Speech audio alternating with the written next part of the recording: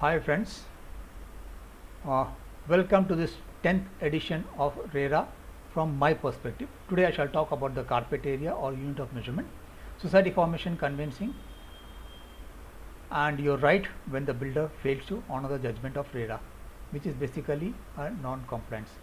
So let us go to the slides now.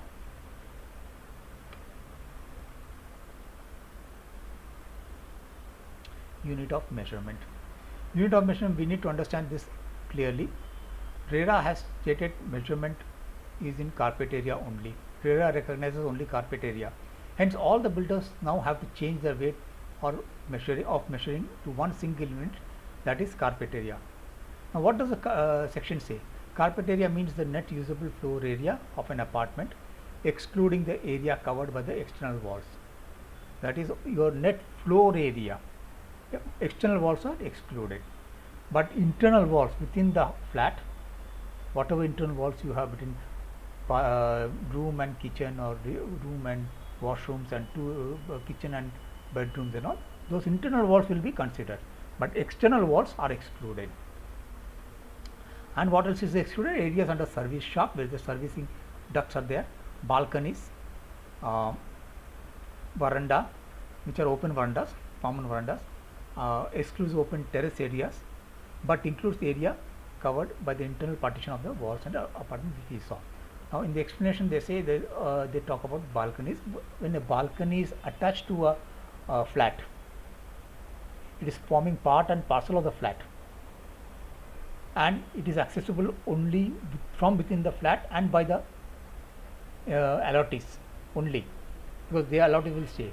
Then that balcony is included in the carpet area. There used to be multiple units of measurement earlier. Let's say they used to have built up. First, they used to have carpet.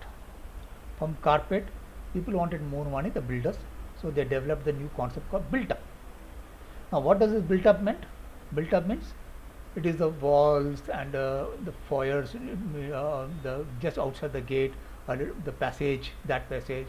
They were given a small type of calculation. Now, that calculation varied from 20% to 33%. So, while 20% or lower percentage was being charged in the remote areas, the city areas they were started from 20, they went to 33-35%, because they wanted more money and whatever for whatever reasons. And as everybody caught up with 35%, then they came out with a new concept called super built up area. Now, whatever that means it included, according to them, this included even the lift, part of the lift, the staircase, and every area covered, common passages and anything else common, ducts and all which are going on, the floor ducts and all. So everything got included. Okay, so now, and people, then you still find people from carpet area to 20% loading, 30%, 40, 45, 50, 55, enough of loading is there, and it includes up to 75% in different places. Now, all this thing has been removed, everything has been removed, and RERA recognizes only carpet area as defined in section 2K. Also, carpet area, veranda, balcony, common areas, everything they have given a definition. Even garages they have given a definition. If they say if the garage has got 3 covers, it can be a garage, a parking lot, and open to sky parking is not a parking. Okay. Next point is society formation and executing conveyance. Again, this is a small topic. Being small, everything is mentioned in the slide. It is self-explanatory. Previously, builder did not form society or left it to people to form, or delayed till he got the FSI and benefit. You will wait till all the FSIs is received, and when he got all the FSI, then he will try to form society. Or he will even give it to the provisional managing committee he has made, or the members, and you do the society work. He used to leave it. That is how he used to be. Okay, and if not made up, we can form own society. Now, what has happened? RERA has said that within 3 months of selling or booking 51% of the flats, he has to make a society, form a society.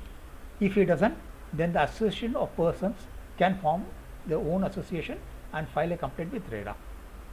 Now add to that, the Act also says you have to provide for conveyance within 3 months of getting OC. So that is another condition the Act says. Okay friends, let us go to the next. What does it say?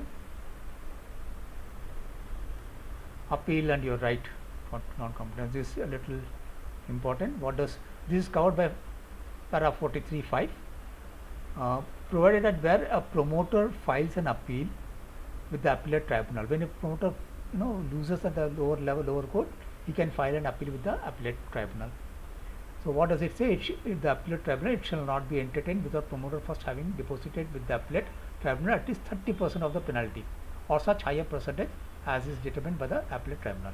Now everywhere it is a rule, when you go for appeal, the builder has to have deposit some 30% amount minimum, but it can go up to 150 also. In RERA we have seen the asking everybody to submit, somebody to submit 150% of the penalty also. This is basically 30% of the judgment amount, or it was 150% of the judgment amount. Even recently in April, May, we have seen in May only we have seen a case which came out of the paper where a party has been asked to submit 100% of the amount. This was a particular case in Borivali, Mumbai, where one builder had defaulted many times, and number of people, hundreds of people have complained, and it was going on for some 10 years. So considering that number of years, the number of people they are involved and everything, and it is going to 100 crores. So he was told to deposit the 122 crores, something like that, as 100% at 100%, and the builder sought time for 5.5 months to deposit finally. So they have to minimum submit 30% for the appellate to for the appeal to be heard. Otherwise, the appeal will not be heard. So that is the condition. Now, what happens with this money? They keep the RERA will keep the money, and till the case is over, they will keep the money, and they will also keep it in a bank, which will earn interest. And if the builder wins, they will give it back to the builder. If the allotee wins, they will give it to the allotee. So 30% is saved here. Anyways, if you are on the right side, okay. So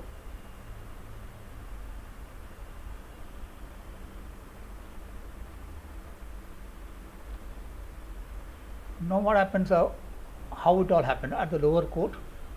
The builder, if he loses, he is given time for 30 days to make the payment, whatever is the judgment order. If he doesn't make the payment, then he also has the option to make file an appeal within 60 days. So 30 days make the payment, or 60 days file an appeal. Now he can file an appeal within, let's say, 49-50 days. He does file the appeal, and he doesn't make the payment. So on 60th day, on the online, there is a facility where a section gets activated, and you can apply for warrant, non-compliance warrant. You only have to tick the terms and condition and submit. Automatically, it gets warrant is activated. So you can now then go and collect the warrant and take it to Tehsil office and land revenue. So by the time 60 days is over, then they will have to fight it out to save the warrant. Another thing is the builders generally, this is again a practical thing which I am saying. Builders generally what they do, they will ask for a waiver, pre-deposit waiver. Now in the pre-deposit waiver, they will make an appeal also. The entire appeal they will put it in the pre-deposit waiver, because the appeal requires, for the appeal it requires 30% deposit. Now in the pre-deposit waiver, when the case is heard, they will say, I want to appeal, I don't want to pay, this is not right, I want to appeal against the payment. Now in the appeal itself, they will take the entire case. It is a trick, please remember, and they will get the entire appeal heard. So you need to be very witty, you need to be very careful, you need to be very smart. You have to find out if they are doing the same thing, then you must object. You must tell the judge the entire appeal is here. So he is getting the appeal heard under the pre-deposit waiver case. So this is completely two different things. Pre-deposit only decide, appeal you reject. So you need to be careful about that. Okay, right friends, I think one of the things I told you, one idea. Hope you have understood the non-compliance. It is very important how to act on it, and in case how you should study it and respond. You should be well prepared and think ahead. With this, I conclude today's video. Okay. In the next video, I will recall the important sections under that, and you must know those. This is very important. You must recall all the past. Well, unless you recall, you will never know. But just to give you a hint here, because this is for the main act, this is the last video, but then others are important ones, which will be doing more of a recall and taking practical example. So we have already covered the background, the objectives, the landmarks of the new legislation, the main features, various important definitions, process of registration by builders, the importance, interest in great detail we have studied, details under compensation, adjudication, and separately also being studied, and we have looked at adherence to sanction plans, the process of compensation, if there is a title defect, the lifelong liability we have seen, what are the various offences and the penalties, revocation of registration, what happens thereafter, how are your funds safe, the agreement part of it, the possession date, and today we touch the unit of measurement, society formation, etc. So we have covered actually a whole lot of things till now, which are really important. Okay, so in the next video, as I said, I will recall the important sections under the act, and you must know. So most of course we would have discussed, but some will still be new there, so you need to know those better. Please do, if you have liked the video, please do leave a comment, and also click on the subscribe button, and also please inform people so that they are aware of it, they go through this and get an understanding of the subject, so people are made aware of the law.